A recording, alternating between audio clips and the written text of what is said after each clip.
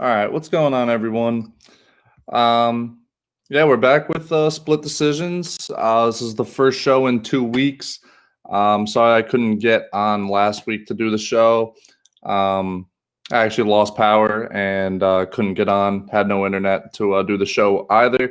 So we weren't able to do last week, which is a shame because I had all my research and everything done out, and we ended up doing pretty good on it. I actually hit on almost everything on that card. I had Taporia as an underdog, Aspinall by knockout at minus 180, Duplessis inside the distance at plus 165, Tybura plus 130. Had Edson Barbosa as a huge favorite, but the only one I actually would have had wrong was the main event. I had Marias. I thought he was going to win. Got caught by the head kick by Sandhagen, but unfortunately, I wasn't able to get on here and give that to you guys. So we'll just quickly recap what I had 2 weeks ago. I know most people probably even forgot about these picks at this point, but we went 3-3 from the 2 weeks ago picks. Hit Carlos Condit as an underdog at plus 115. Jermaine Durandamy, I said there was no reason why she should be only minus 150. She went out there and actually got a rare submission for her, so that was good to see. Then had Holly Holm in the main event at minus 120. Lost on a prop pick of the Todorovic Townsend fight. I thought it was going to reach decision. It did not. Had the over Kyler Phillips 1.5 rounds. He finished that early in the second, so just missed out on that one. And I also had Jorgen De Castro by knockout. Not only did that fight go to a decision, but he lost that decision, so I was really wrong on that one. But regardless, we can get straight into it for tomorrow's card. It's a good one. I got a great main event, a lot of implications in the featherweight division. But we'll start with the first fight on the main card, which is Thomas Almeida, who is 21-3 in his career, is a minus 135 favorite, going up against a relative newcomer, Jonathan Martinez, who is 12-3 and coming back at plus 115. Looking at Almeida's career, he started off 20-0, was getting a push towards a title shot, had to fight Cody Garbrandt, who just changed divisions, but one of the better in the division. He was pushing for a title shot, got the fight with him, got knocked out in the first round, bounced back with a win over Albert Morales, I believe, but then has lost his last two fights against Jimmy Rivera and Rob Font. And Jimmy Rivera, good fighter, but definitely would have liked to see him beat Rob Font. But I don't think he's totally lost it. He definitely there's a really good chance he's not the same guy that won Performance of the Night bonus in his first 4 fights in the UFC, because, he started off on an absolute roll. But he still has a lot of potential. He's an exciting fighter. Every UFC win he has actually been Performance of the Night. Actually, I think one of them might have been Fight of the Night, but constantly puts on entertaining fights and usually looks pretty impressive, although the recent track record has a little bit of worry in it, but not too much. On the other side, Martinez, he's coming off a late knockout win over Frankie Sands, but really doesn't have a signature win. Frankie's a decent win, but doesn't really have anything too great. But going into styles, Almeida, kind of a knockout guy, 17 of his 21 wins by knockout. Does have 3 submissions, but that really doesn't come into play anymore. 2 of those 3 submissions were his first 2 professional fights, obviously on lower stages. But one thing to look at is only 2 of his 24 professional fights have ever reached decision. So that's why he gets the performance bonuses. He comes out, it's exciting. He's willing to take punches, to give punches. So something to look at there. On the other side, Martinez, still kind of a puncher himself, power puncher. He's got 7 knockouts in his 12 wins, a pair of submissions. But really, when I look at Martinez, I see he's talented, but I think he's just a little too young and unproven to back here as an underdog. Almeida's been there for a while, has a history of looking good. I'm actually kind of surprised that the line's only minus 135. I think it has a lot of value. He's proven. Almeida's been there. He's been at the top of the division. So I'm gonna roll with him. He's a former championship contender. I definitely would look at some other things too. Almeida by knockouts at plus 205. But for me, I'd like to play it a little bit safe here since I think the line already has value, and go with Thomas Almeida at minus 135. Um, but regardless, should be an exciting fight to start off the main card, which is always a good way to set the tone for the night, especially when we get into this fight, because I do think it's pretty lopsided. Jimmy Crute, 11-1 in his career, minus 310 favorite, going up against Modestas Bukauskas. There's one every card that just has a weird name that I'm not even sure if I'm pronouncing it right, but he's a newcomer to the UFC. Bukauskas hasn't really fought anyone that anyone's heard of. Second fight in the UFC. First one was kind of just, we'll throw you a guy, see how you look. But Jimmy Crute, on the other hand, has had a great start to his UFC career. Back-to-back wins over Paul Craig and Sam Alvey. So you can't come into the UFC with much better wins than that. He's very promising. He's young. He could very well be a part of the future of the light heavyweight division. Obviously, a win here puts him on the track to keep going and get that push, because obviously light heavyweight division was weak to begin with, and now John Jones is gone. So a lot to settle in that division. But really, this isn't a fight that I want to go too deep into. Like I said, I think it's pretty lopsided. Crute's just more battle-tested. He's talented. Also, he has the clear advantage in wrestling and grappling on the mat. Bukauskas more of a puncher, power puncher. So if Crute's smart, which every indication shows that he is, he'll take this fight to the floor, point fight, maybe get some submissions, because two of three Crute's wins in the UFC, are by submission. The over-under this fight's actually minus 130 for under 1.5 rounds. So, you see Crute's a big favorite. They think it's going to end early. So, you can see how Vegas thinks this fight's going to go. But for my pick, I'm not going to get too crazy on this one. I like Crute at minus 310. I don't feel super confident in way of decision. He could knock him out, submit him, or point fight away to a decision. So I just think Crute minus 310. I think it's a pretty safe bet. Could definitely use it in parlays if you're looking to do some stuff like that. Just boost your odds a little bit extra. So, like I said, I don't think it's going to be a very competitive fight. I'll take Crute minus 310, use them in some parlays. But that's about it for that one. In the next fight, James Krause, 27-9 in his MMA career, minus 155 favorite, going up against Claudio Silva, who's 14-1, plus 135 underdog. Krause, actually a little side note on him. His nickname is just the James Krause, which I don't know whether you like that or not. It's just weird. You don't really see that. But anyways, he's been around for a while. He actually fought Masvidal 6 years ago. Believe he lost that fight, but went on a good run. 6 straight wins before losing his last fight, which was a split decision to Trevin Giles. My apologies. But Silva on the other side, he lost his first professional fight, but since then has rattled off 14 straight wins, hence the 14-1 record. He does have some good wins in there too. He's beaten guys like Leon Edwards, who is one of the top in the 170 division. Also beat Danny Roberts, who's very respectable. But in terms of fight style, both these guys are primarily wrestlers that look for submission.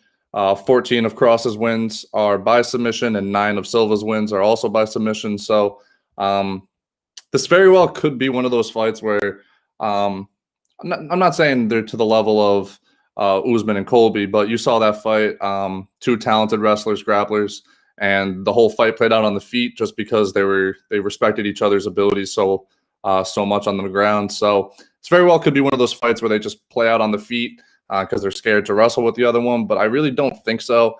These guys are 34 and 38 years old. They know what they want to do, and I think one of them will get this fight to the ground. And just because of the way the fight styles play out here, I got to go with Silva as an underdog at plus 135. I think that has a lot of value. He's beaten the better guys. Krause doesn't have a win close to Leon Edwards in his career. So I'm going to take him at plus 135. I do think if he wins, he's probably going to be by submission, but he also can point fight. I don't anticipate a knockout. So you can look into odds for Silva by submission, but I think there's no need to push it for an underdog. So Silva plus 135 in this fight, because you always need to pick an underdog, and I like this one. And we can move straight on to the co-main event. And in this one, for people that watch this show every week, you know that I point out there's one fight on every card that the line just does not make any sense. I've done this whole rant multiple times. I don't know what's going on. I'm undefeated in these picks. Mackenzie Dern last week or 2 weeks ago was Jermaine Duran to me. Had another one. I'm blanking on it right now. But there's one every single week, and I don't know why the line is like this. Andrade should just be a bigger favorite. She's one of the best women's fighters in the UFC, and I just can't say the same again for Chookagain. But yeah, I mean, I really do. I just think that Andrade's so much better. I just really don't get it. Andrade went on a great run. Wins over Claudio Gadhela, Tisha Torres, Carolina Kowalczyk, Rose Namajunas. Although Rose did win the rematch, but she had that slam, dropped her on her neck. Very legal. A lot of people thought it was an illegal slam, but it was legal. Got the win over Rose.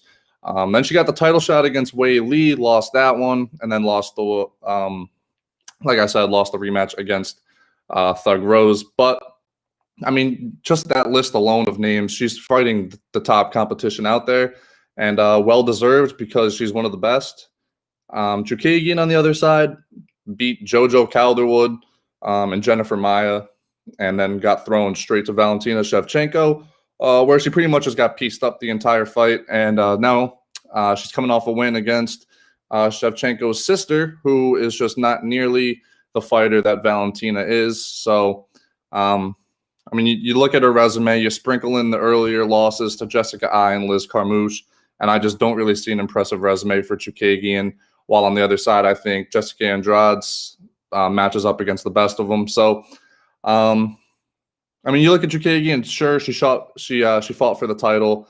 So did Jessica Ai, who she beat. But we both know it doesn't really take much to get a title shot in women's divisions with the champs being so dominant and just clearing out divisions. You really only need to rattle off a win or two in a row to get a title shot. But on the other side, Andrade truly earned it with the wins that she had. Another thing, Andrade's finished 14 of her 20 wins. Chookagain, only 3 of her 14 wins. I mean, I really don't know what else to say. I think Jessica is one of the best in the women's divisions. Chookagain, I just can't say that. I think she's very mid. I don't know. Maybe I'm wrong. I haven't been yet when I have a feeling like this. I think Andrade just toys with Caitlin the whole fight, and I don't think she lets up. One thing that we did see in the Namajunas rematch, Rose clearly took the first 2, and then in the third round, Jess still came out there swinging, and I don't think she won the round, but definitely made it close. I know the judges gave it to her, but I just think that minus 150 is an absolute steal here. Honestly, I don't really think it's going to be competitive. I think Andrade's that good, and I don't really think Chookagain's that good at all. So no disrespect to Chookagain, even though it seems like I'm going in on her here. I just think there's levels to it, and Jessica's just on a different level. So I could go all day talking about this, but Jessica Andrade minus 150 has got to be my best bet of the card. I feel really confident in that one. So that being said, we can move straight into the main event. I know I'm kind of flying through these things, but this is the fight that everyone wants to know about. I mean, let's be honest. Korean Zombie versus Brian Ortega, huge fight in the featherweight division. The winner of this fight could very well be the one getting the next title shot. I know it's kind of packed towards the top of this division, but I definitely think the winner of this could get it. So let's go into fight styles. You can look at the Korean Zombie. Kind of a jack of all trades. Got great striking, very solid submission skills, a good chin. On the other side, Ortega, very much more of just submission-based, but he does have some of the best submission skills in the UFC. But that doesn't mean he can't strike. He's decent on the feet. Definitely would say that Zombie has the advantage on the feet, but that doesn't mean that Ortega can't hang in there. But these guys, both of them are just so good with their jiu-jitsu. Their submissions are top of the chain. You look at these guys, Zombie has one of the only twisters in the UFC. If anyone doesn't know what a twister is, I would highly recommend you look up the video of him getting the twister.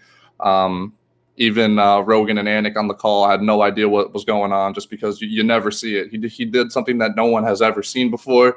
Unfortunately, it happened later in the same night, which is just crazy because it's like 2 of the only 3 times a twister's been pulled off was in the same night. But yeah, Ortega also has great submissions. He has one of the nastiest guillotines I've ever seen, where he locked it in on his opponent standing up.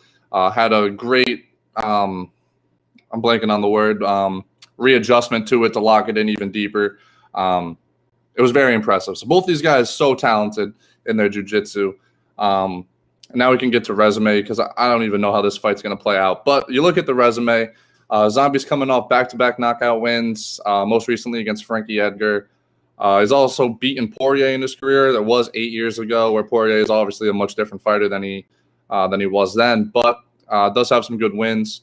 Ortega, this is his first fight in almost 2 years. It's a return for him. He beat Cub Swanson and Frankie Edgar before losing to Max Holloway in a title shot. That was back in December 2018. And he got pieced up in that Holloway fight, but it's Max Holloway, so I don't put too much into it. But I think Ortega is going to be trying to take the fight to the ground because I think it's pretty well established. Zombie's got better striking. Ortega, you could probably give him the edge in his jiu-jitsu, but this is the thing with Zombie. He's so well-rounded that I think he'd be okay with the fight going to the mat. I think he's okay with grappling, but I think he knows he has a bigger advantage in striking and will probably not be the one to shoot for takedowns and initiate everything. So I don't know. I mean, this is just one of those fights. I don't know how it's going to play out. But as all main events and title shots, we got to talk about how these guys will fare in a 5-round fight. Korean Zombie just went back-to-back 5-round fights. He did go back-to-back 5-round fights, but that was 7 years ago. He had a 5-round fight more recently against Yair Rodriguez, he was winning that fight, was going to win a decision, and then got knocked out with a nasty elbow with 1 second left in the final round. Tough way to lose, but it's UFC. It happens. You got to be ready to go until the clock goes out. So it happens. We saw it with Derek Lewis too.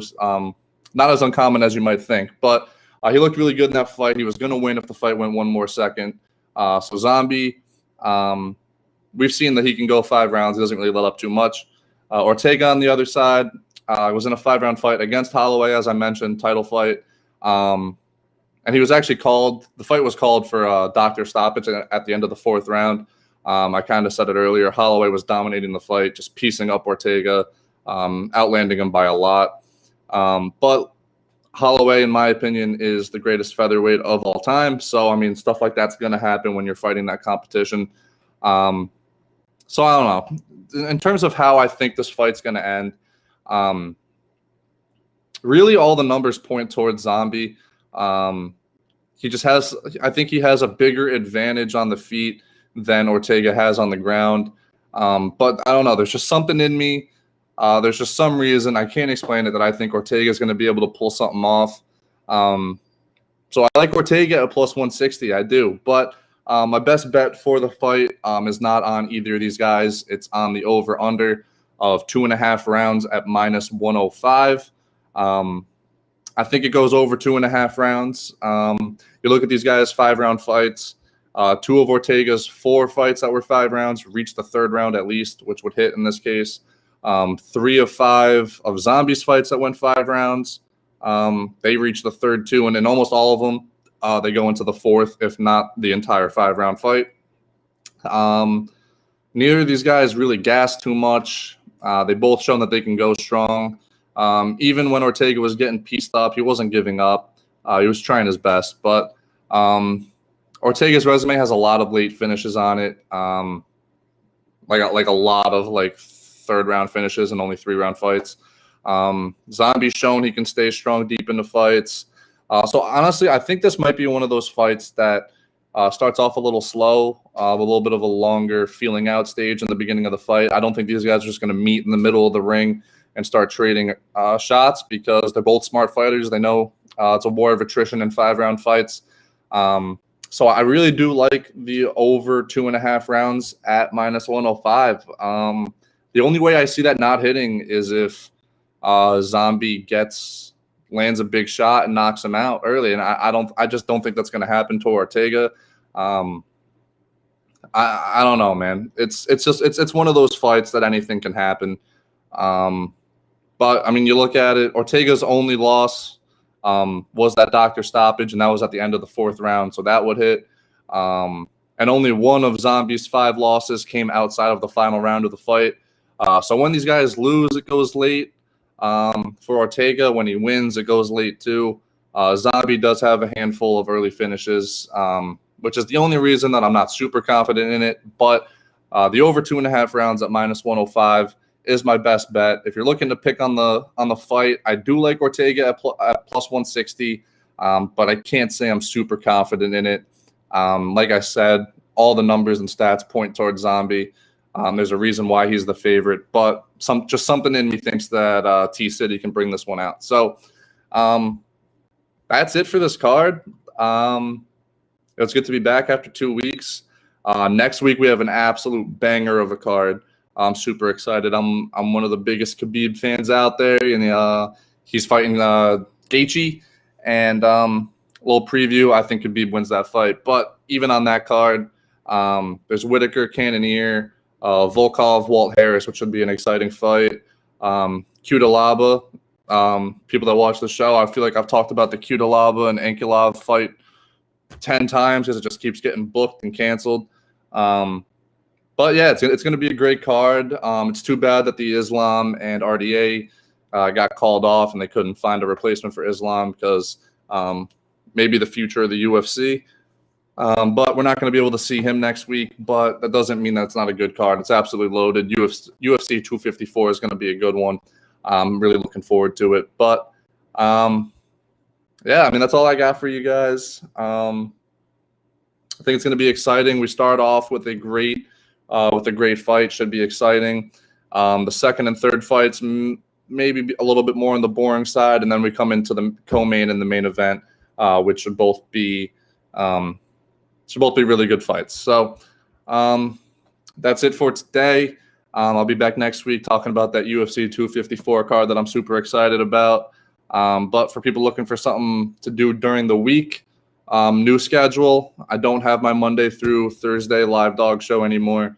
On Tuesdays, I will be talking about NCAA football, preview that for the weekend. And then on Thursday, I'll be doing some NFL, not just underdogs, game lines, all of it. So be sure to tune into that. If not, I'll see you guys next week on this show. So good luck on everyone's bets for the weekend, and see you guys soon.